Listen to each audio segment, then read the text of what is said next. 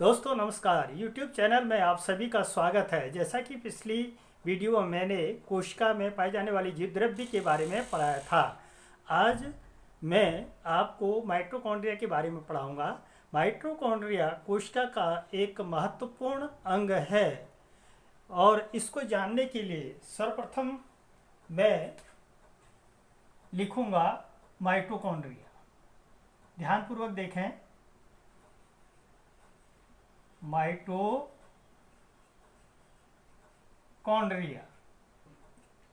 तो बच्चों, mitochondria Greek शब्द, अब है महत्वपूर्ण बात, ग्रीक शब्द माइटोस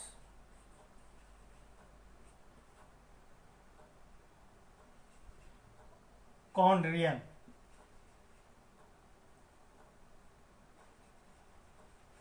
ये माइटोकॉन्ड्रिया जो शब्द है माइटोकॉन्ड्रियन से बना है। एक ग्रीक शब्द है। माइटोस का अर्थ होता है बच्चों धागा, और कॉन्ड्रियन का अर्थ होता है कण। इसको थ्रेड भी कहते हैं। ये तो माइटोस का अर्थ हुआ धागा और कॉन्ड्रियन का अर्थ हुआ कण।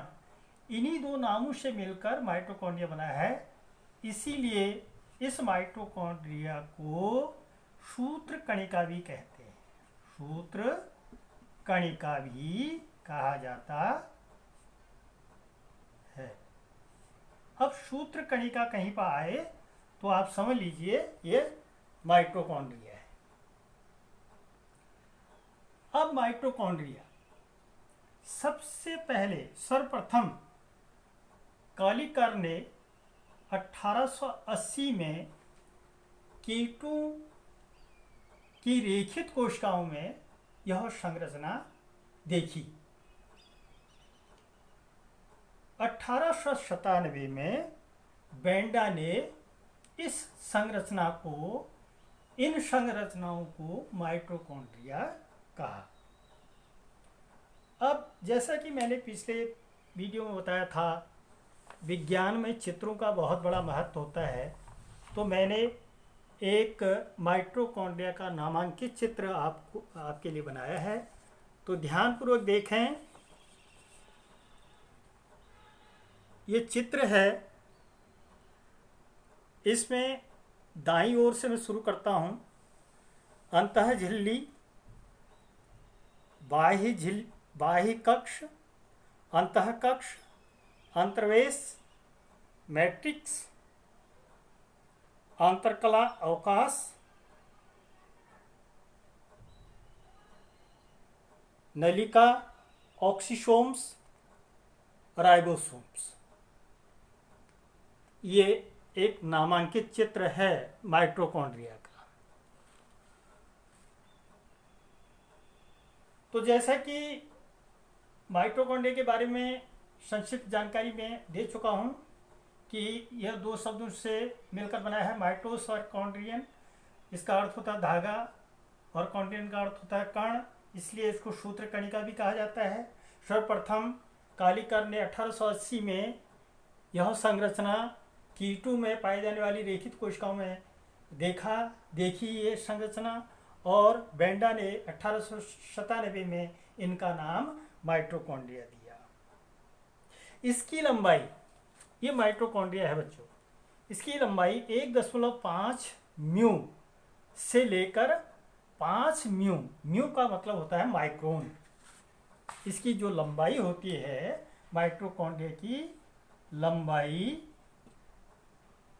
1.5 माइक्रोन से लेकर 5 माइक्रोन तक होती है। और जो इसका व्यास है वो होता है 0.5 म्यू से लेकर 1 म्यू। ये इसका व्यास हो गया। यह एक अंडाकार संरचना है। दोहरी परत वाली झिल्ली नुमा या दोहरी परत वाली एक अंडाकार आकार की संरचना है और इसकी लंबाई 1.5 माइक्रोन से लेकर 5 माइक्रोन तक होती है और इसका जो व्यास होता है बच्चों वो 0.5 माइक्रोन से लेकर 1 माइक्रोन तक होता है। ये तो इसकी माप हो। अब इसकी जो बाह्य झिल्ली होती है, इसकी बाह्य झिल्ली स्मूथ स्पॉट होती है। भीतरी झिल्ली माइटोकॉन्ड्रिया को गुहा में अनेक अंगुली नुमा उभार बनाती है, इन्हें क्रिस्टी कहते हैं। ये जो अंगुली नुमा है उभार बनाती है, इनको क्रिस्टी कहा जाता है। क्रिस्टी की सतह पर जो एक क्रिस्टी है, इसकी जो सतह पर 80 से लेकर 100 एंगस्ट्रॉम लंबाई के क्या होते हैं, ऑक्सीसोम्स होते हैं। क्या होते हैं बच्चों, ऑक्सीसोम्स।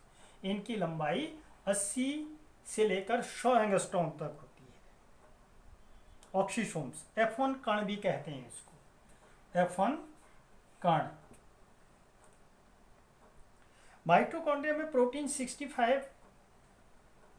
65 तथा 70% के बीच, 65 to 70% के बीच इसमें प्रोटीन होता है। फास्फोलिपिड 25% होता है। RNA, अब RNA जो है इसमें देखिए बच्चों, RNA ये महत्वपूर्ण है। RNA रिबोज न्यूक्लिक एसिड, ये होता है 0.5%। और DNA जो होता है इसमें बहुत सूक्ष्म मात्रा में, इसको हम नहीं माप सकते हैं। सूक्ष्म मात्रा में DNA पाया जाता है। तो ये तो हो गई ये सारी, इसमें माइटोकॉन्ड्रिया में क्या चीज़ है, कितनी इसकी लंबाई है, किसने इसका सर्वप्रथम किसने देखा, माइटोकॉन्ड्रिया किसने नाम दिया। इतनी जानकारी रखने के बाद अब आता है लास्ट जो महत्वपूर्ण बिंदु है, इसको पावर हाउस कहा जाता है, कोशिका का पावर हाउस।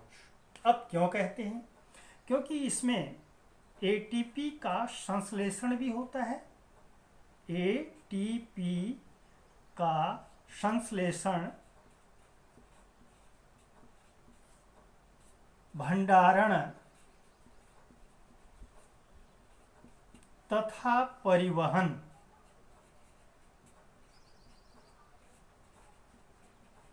ये तीनों चीजें इसमें होती हैं माइटोकॉन्ड्रिया में। इसलिए इसको पावर हाउस ऑफ सेल भी कहा जाता है। पावर हाउस ऑफ सेल,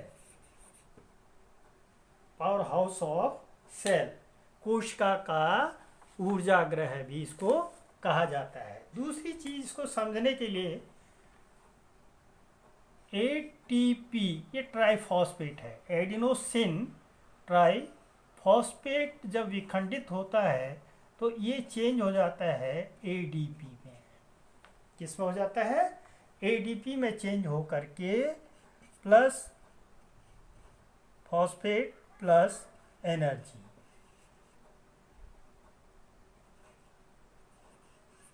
ये देखिए, तो ये ऊर्जा जब हम जैविक क्रियाएं कोशिका में होने वाली सभी जैविक क्रियाओं के लिए हम ATP से ऊर्जा प्राप्त करते हैं। ऊर्जा कहाँ से प्राप्त करते हैं, ATP से। तो माइटोकॉन्ड्रिया को कोशिका का विद्युत ग्रह कहते हैं, कहा जाता है। इसमें भोज्य पदार्थों के जैव रासायनिक ऑक्सीकरण से ऊर्जा मुक्त होकर ATP में संचित होती है। जैविक क्रियाओं के लिए ऊर्जा ATP से प्राप्त की जाती है। तो ये इसका मुख्य कार्य है। तो बच्चों, ये माइटोकॉन्ड्रिया के बारे में मैंने आज बता दिया है।